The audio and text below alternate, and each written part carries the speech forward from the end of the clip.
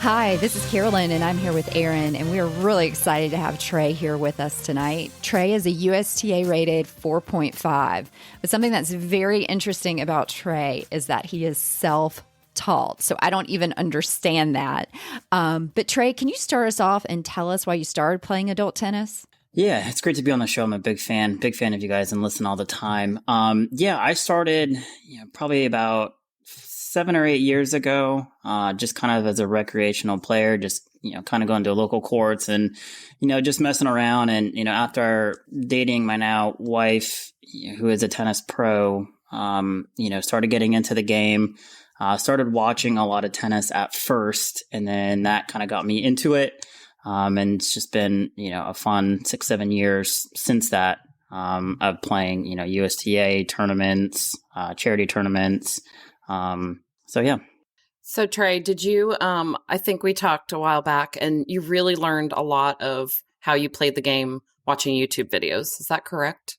And tell us which ones they were because we need to watch all of them. Yes. Yeah, me kind of being me kind of being a southpaw or a lefty, when I started watching tennis, I watched a ton of Rafael Nadal videos. And so he was kind of the person I tried to emulate starting out. So, just a crazy spin forehand and then just, trying to emulate his backhand as much as I could.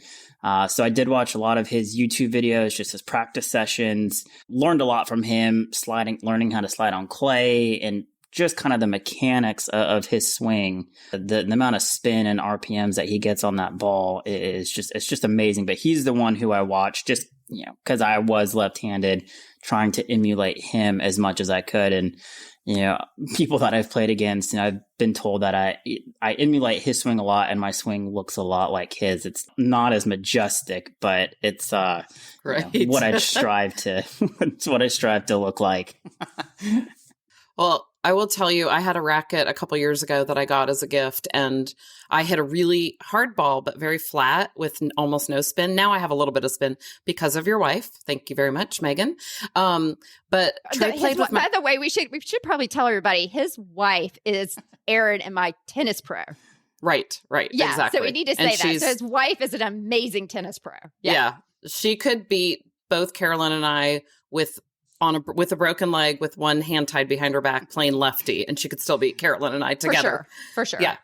We play points every now and then, and she just it's a completely different game. She just hits such a hard flat ball that I'm used to just leagues that we play in. I don't see that. Even with the the 4 or 5 guys, they don't hit anything flat and so and as hard.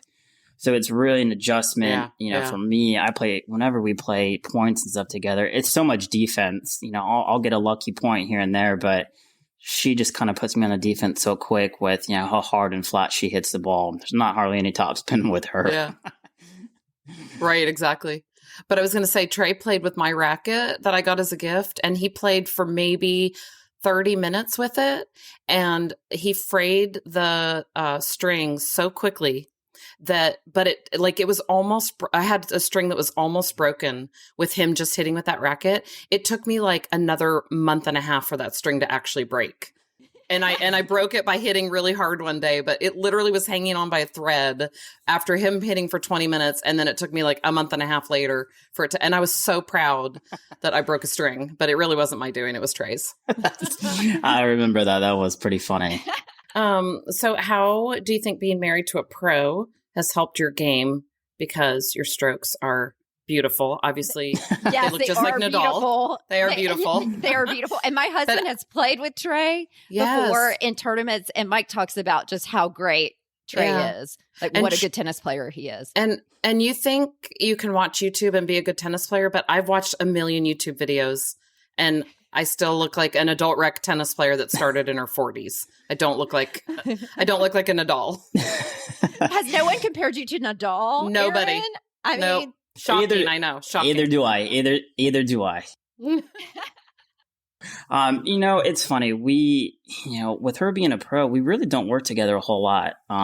We've worked together a couple times. We'll go out and hit, and just kind of mess around, but she'll come out to some UST matches and she'll point a few things out. it's nice. She definitely, if I ask for help, she is more than willing to give it. And, when we're out hitting, we'll practice some things, but yeah, we don't really, we don't do lessons together, which is probably a good thing. That's smart. Very smart. Keep a marriage strong. That's right. So Trey, can you tell us what your most memorable moment was playing tennis? Oh man, there's probably a couple. I think the first time we went to Combo States in Wilmington, we had a great season with the guys that I was with. We ended up losing in the city playoffs. We ended up getting the wild card to get into states and played every single match. I think we lost one match, but our semis were with the team that we had lost to in city finals, and they were kind of our rival throughout that entire season. And it was a great match. It was just kind of back and forth. I think the first set was 7-6. The second set we lost the second 6-7. And then we ended up, winning in a tiebreak. And, I had the tiebreaker on my racket and ended up winning it. And then, getting to the finals and then winning, my first year at state. So that was probably one of the best memories. Just, I'd never been, under that much pressure, and to kind of come out of it, learned a lot about, my game and trying to kind of handle the pressure. I mean, you had a lot of, all your teammates watching, and it was uncomfortable, but, we were able to pull it out, and it was a great victory for us. So that's probably one of my fondest memories. Oh, that's great. Yeah. Yeah. It was a great time. I mean, we had a great group of guys. I have another question, Trey. Sure. So I still don't understand how you become a 4.5 by watching YouTube videos. Like, oh, I get a self-taught 3.0, this video is but a self-taught 4.5. Yeah. Yeah, the videos were a big part of it. But as a 3.5, I played 4.0, and as a 4.0, I played 4.5 matches. Those matches were probably one of the biggest things that helped. Just especially at the 4.0 level, there's not a lot of pressure, on me to win those matches. It's more pressure on the opponent because they're the higher ranked opponent. So I had nothing to lose, and the 4.0s at that time, they're smarter, it's just a different game.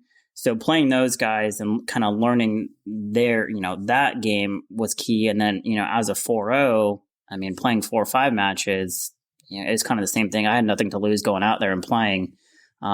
So, just learning and, that level, it's just the guys are so much smarter at that level. So that definitely helped my tennis IQ playing those guys. And so, getting to a 4.5, that was always, the goal, playing 4.0 and playing 4.5.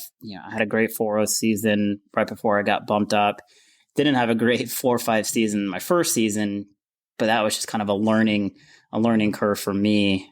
And, now it's just, it's fun. I was primarily a singles player, to start out with. I still enjoy playing singles, more of a doubles player. I feel like now, I probably play, doubles more like I would singles.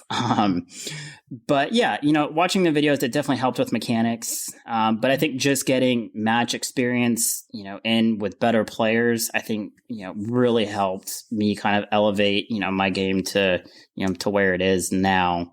So. Right, exactly. Trey, would you say that when you were playing 4.5 people, are they mainly former college players? I think some are. They played college, back in the day. Lately I've seen there's a lot of younger 4.5s coming, especially last season, playing 4.5, 8.5 doubles. A lot of younger kids I've seen coming up nowadays. And even when we went to states, when we'd played, 8.5 combo, wasn't, there was, I would say the majority of those kids are probably, I say probably like a D3, D3 school playing 4.5. It's not fair sometimes, just, you get that youth in there. But yeah, I mean, I would say probably most of your 4.5 players are going to be, people that used to play college who, and, some of them who are kind of in, those D3 type schools. Yeah. So they had more than YouTube videos, I guess. Yeah. Right? Yeah, they've had coaching their whole lives like we haven't. Thanks to Trey for joining us. If you are enjoying our podcast, we would greatly appreciate a 5-star rating wherever you listen to podcasts. Also, if you live near the Raleigh, North Carolina area, join the excitement at the 4th annual Cy King Tournament. The tournament for adults takes place from May 31st to June 2nd, while the juniors tournament is held on June 8th to 9th. You'll be able to experience a fun and electric atmosphere filled with intense competition, camaraderie, and thrilling moments. You can sign up today at raleightennis.com. Thanks so much for listening and hope to see you on the court soon.